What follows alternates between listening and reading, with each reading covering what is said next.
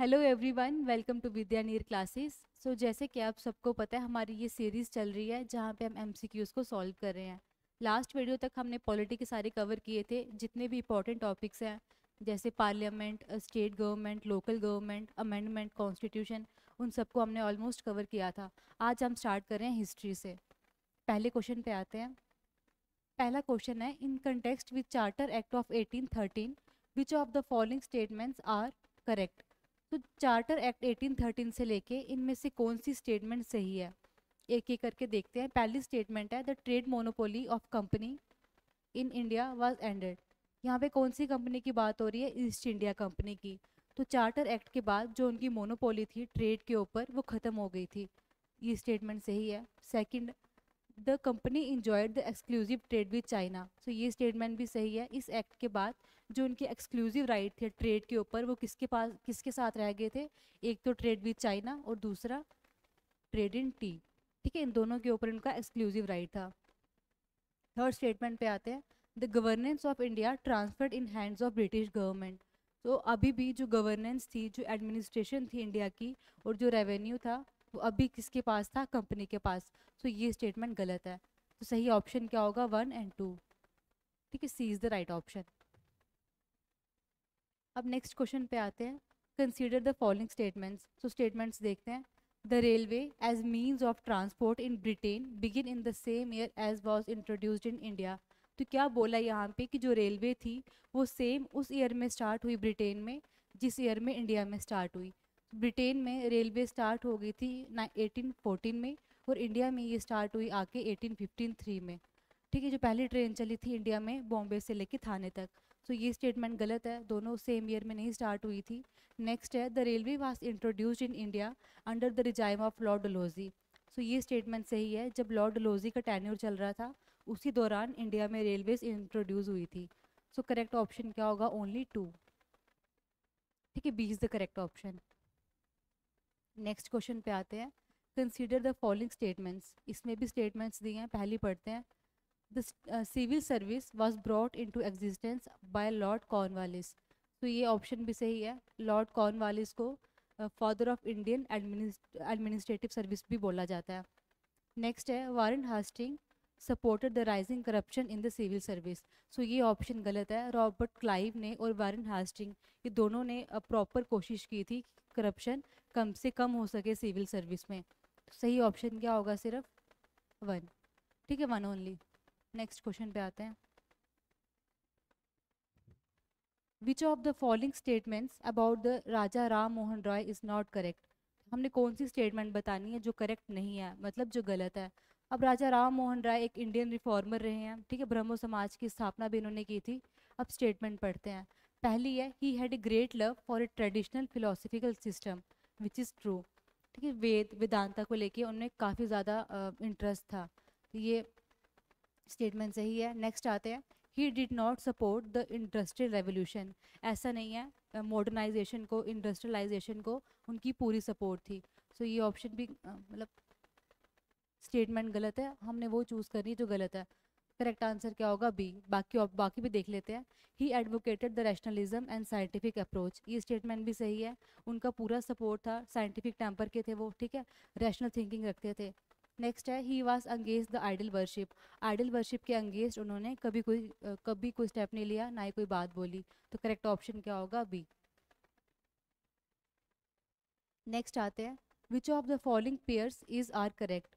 इनमें से कौन सा पेयर सही से मैच है?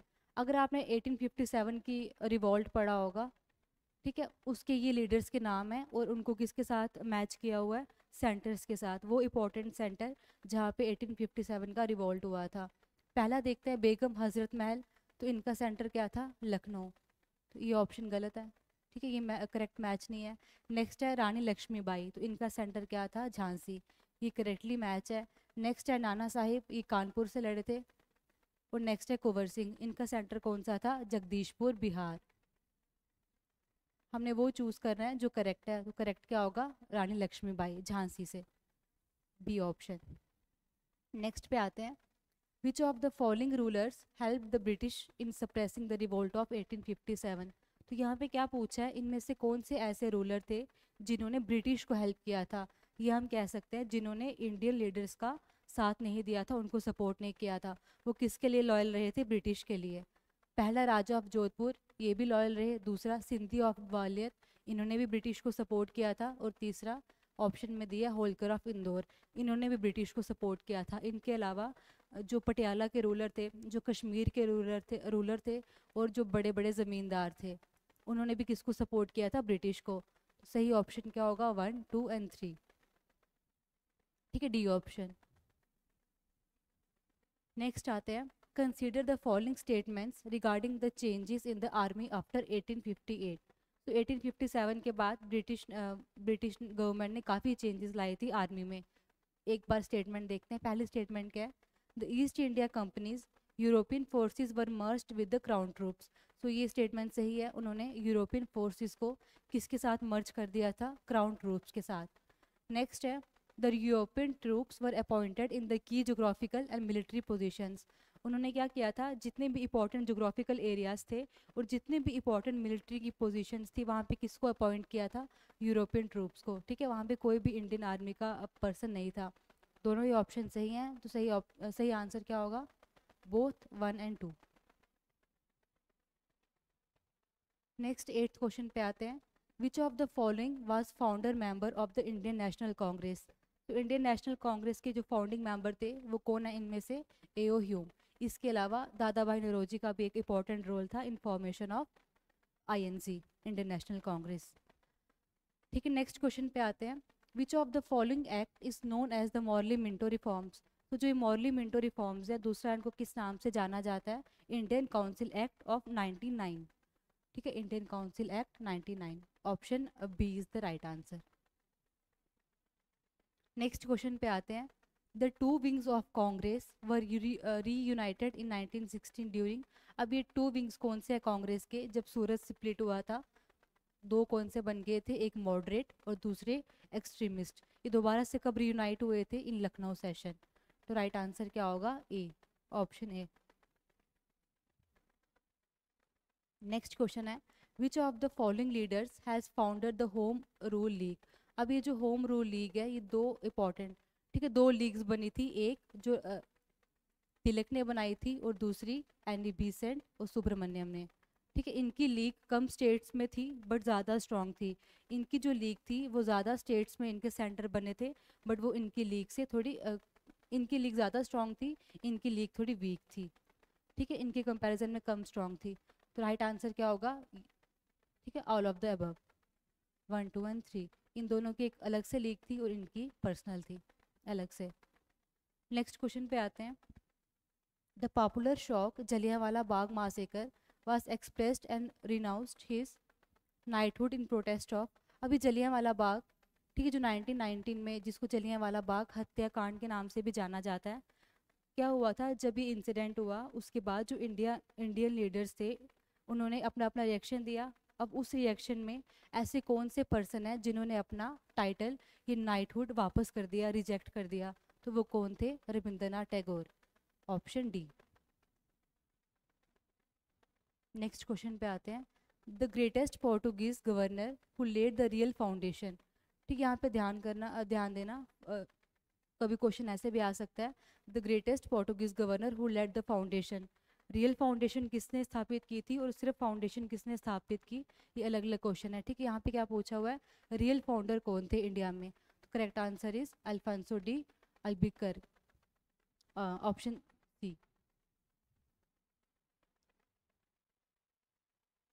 14th क्वेश्चन पे आते हैं। The word Adivasi was used for the first time to refer to tribal people by. अभी आदिवासी या प्रिमिटिव लोग जिनको हम कहते हैं, ये टर्म आदिवासी यूज़ किसने की थी ट्राइबल पीपल के लिए? पहली बार ठक्कर बापा ने।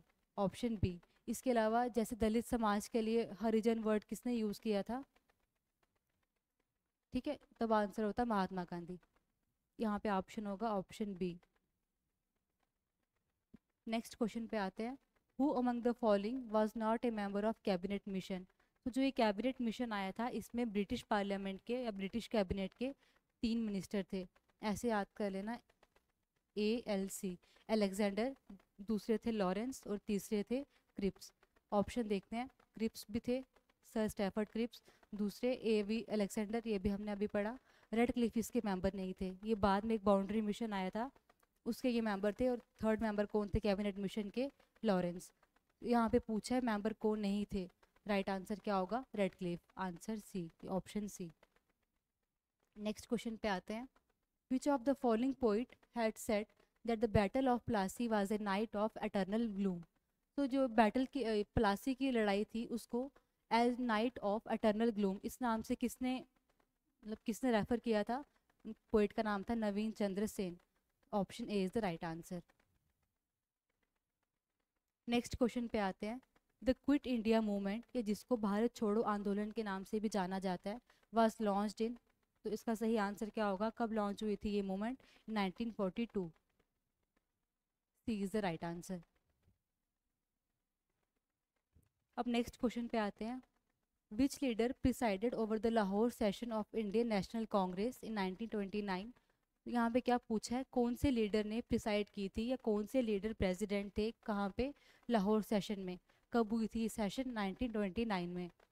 Where the resolution for complete independence was passed, तो जो ये सेशन थी लाहौर सेशन 1929 में, इसका एक इम्पॉर्टेंट जो इवेंट हुआ था यहाँ पे क्या था? इस सेशन में डिमांड की गई थी फॉर कंप्लीट इंडिपेंडेंस। तो कौन लीडर था, कौन प्रेसिडेंट था इस टाइम इस सेशन का? जवाहरलाल नेहरू। करेक्ट आंसर क्या होगा? ए। जितने भी इम्पोर्टेंट सेशंस हैं आईएनसी की, या जितने भी स्पेशल सेशंस हैं जो इम्पोर्टेंट इवेंट हुए थे, उस टाइम कौन प्रिसाइड कर रहा था सेशन को, कौन प्रेसिडेंट था, ये इम्पोर्टेंट है। ठीक है। 19th क्वेश्चन है। तत्व बोधिनी सभा वाज स्टार्टेड बाय, तो जो ये सभा थी ये स्टार्ट हुई कब थी? 1939 में। स्टार्ट किसने की थी? ये रविंद्रनाथ टैगोर ने।